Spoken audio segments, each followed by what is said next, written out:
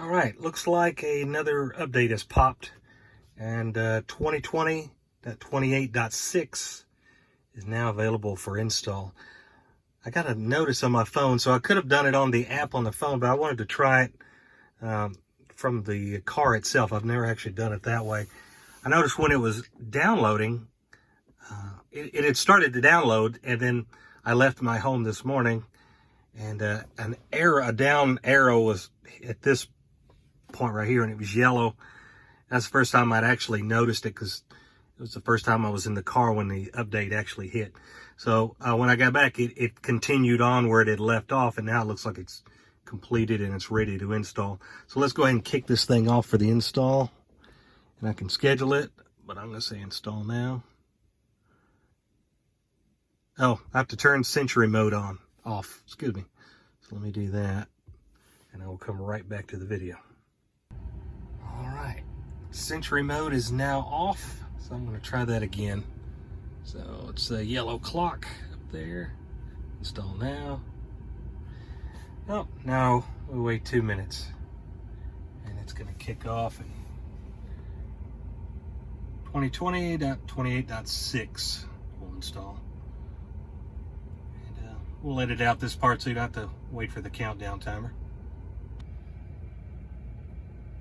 And you can see it chugging along there.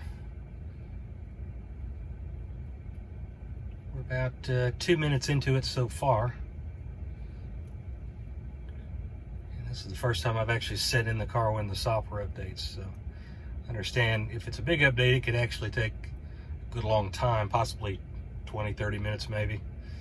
I don't know, maybe even longer, who knows. We'll find out how big this one is in a moment. Looks like it is just about done. I said the word rebooting up there. That screen went out. Aha, there we got video. So if you look up at the clock here, it's 1:48 p.m. I started this update at 1:30. So that's how long it took. From 1:30 to 1:48 to do the update. Ah, here we go. Now it's telling what's new. Let's see, how do I get the keyboard to go down? Oh, well, I missed it. I'll have to go back to that. Okay, so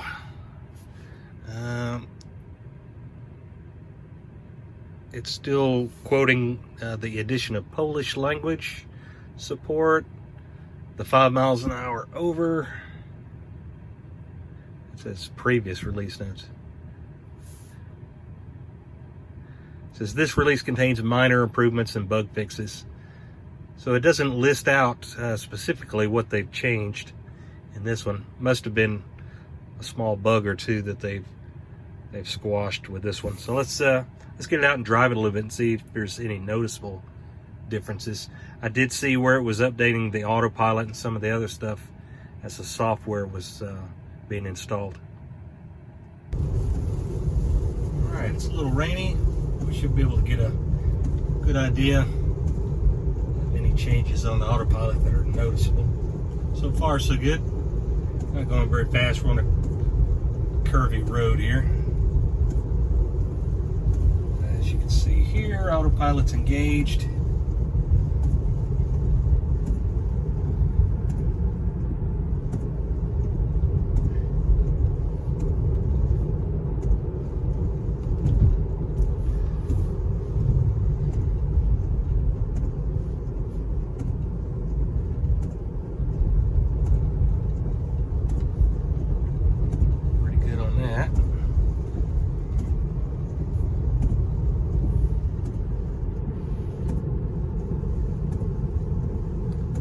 Slight curve here.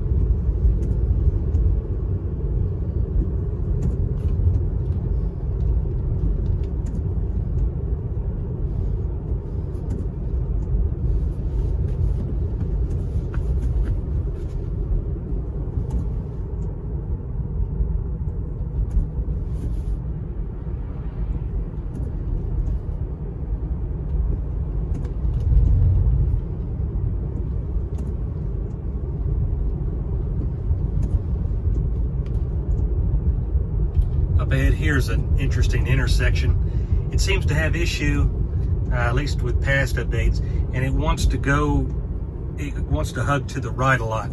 So let's see how it does here. We're going just at 40 miles an hour. Yeah, it did okay. It's about the same. I don't see any difference. It goes a little further to the right than I would like, but it still holds it in there.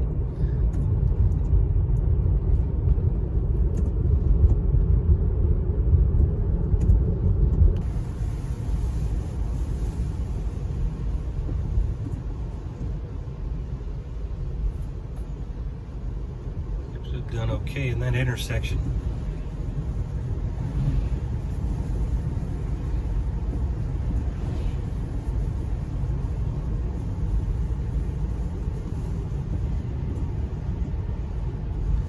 That was a bit of a tricky one. The previous version seemed to have gotten a little better with that one. It did about the same. I don't see any difference there.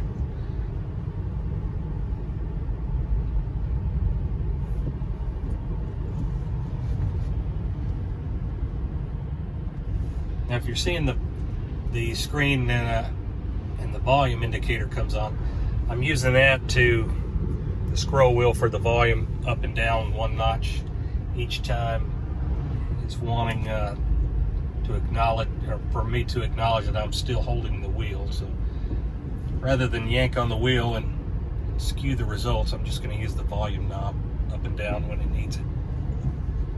So that's nothing to do with the software, in case you see that. Relatively straight road,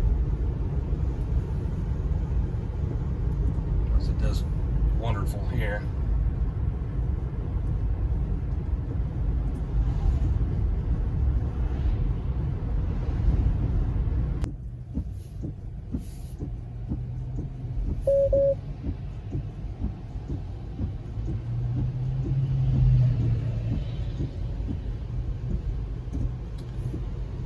Construction zone here, it's kind of tight, so this should give us a good indicator of any changes. Now at the very top of the hill, this intersection with the light usually has trouble determining which lane it is that goes straight and which one turns to the left. So we'll see how that does when we get up there. Got my hand on the wheel ready to take it though. This one's notorious for the way it is.